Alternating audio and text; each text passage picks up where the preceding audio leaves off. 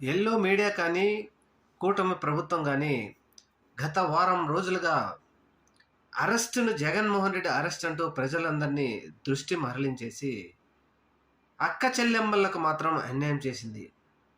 అక్క చెల్లెమ్మలకు 18 సంవత్సరాలు నిండిన అక్క చెల్లెమ్మలందరికీ రూ. 1500 ఇస్తానని చెప్పినటువంటి చంద్రబాబు నాయుడు గారు ఈ పథకాన్ని ఆటకెక్కించేశారు.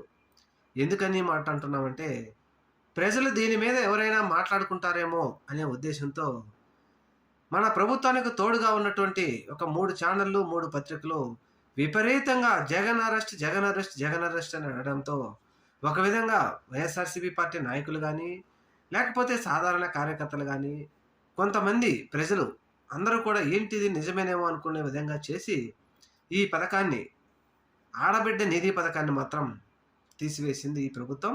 మరి చూడాలి రాబోయే రోజుల్లో ఇంకెన్ని పథకాలను తీసేస్తారో. ఇప్పటికీ ఒకటి కూడా ఇవ్వలేదనుకో, మరి అవైనా ఇస్తారా లేదా అనేది చూడాలి.